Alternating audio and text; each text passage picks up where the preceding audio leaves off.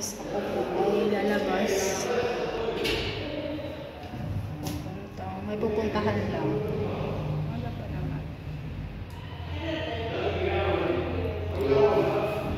Mag-ingay. Mga tao sa taas.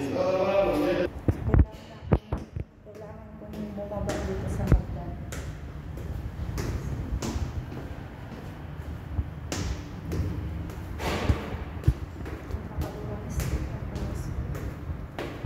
Exercise ko ito. Diba? Lang steaming. So ako ay mag-alay lakad na naman guys. Ang aga pa ngayon, nasa alas 11 pa ata. Ay 10:30 pa nga. 10:30 pa pala in the morning. So kailangan nating hanapin yung katotohanan. Charot. Yung katotohanan talaga yung hahanapin, ano?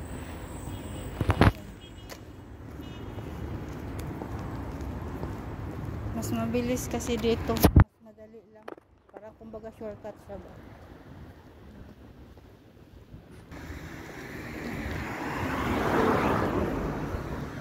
Ang kapitbahay.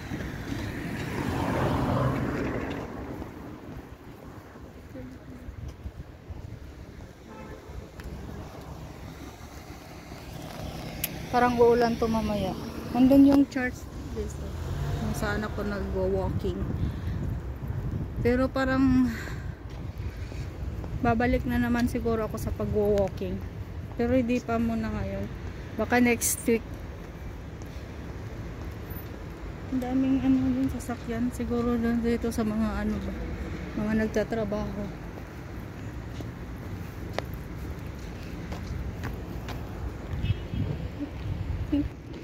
Ang dami nakapark dito na sasakyan guys. Kahapon din dumaan ako dito. Hindi ko alam kung anong meron dito. Or baka to mga employee to sila ba. Nag-duty dyan sa mga building na yan. Kasi may opisina yan eh. Doon yung sementeryo. Or baka may simba ngayon. Pag ganitong oras siguro baka may simba dito. May bus. Parang last of the month na siguro ngayon sa ano, sa winter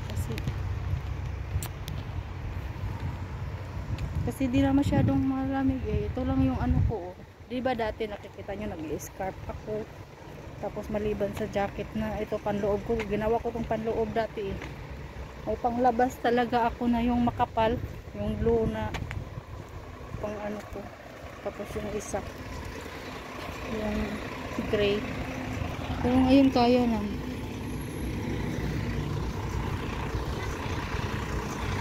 Kaya na.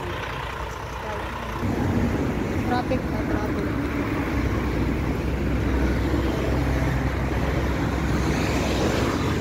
So, tatawid tayo.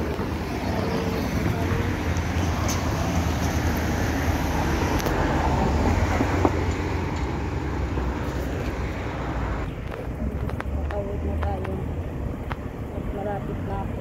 May mga bike oh. Kaso din naman natin pwede yan gamitin kasi may rent yan eh. At gusto kong maglakad.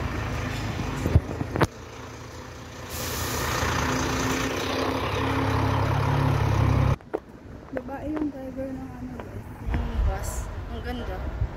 CY siguro. So malapit na po ako. Kailangan ko na pong magbabay sa inyo dahil papasok na po ako sa building na yan. Dahil dyan po yung appointment ko ngayon. So mahaba pa yung oras ko guys na gumala-gala talaga. Gala. Parang uulan pero may dala akong payong nandito sa shoulder bag ko. Kasi lagi yan din na sinasabi ni Amo. Sana all 6. Ito yung Cosmos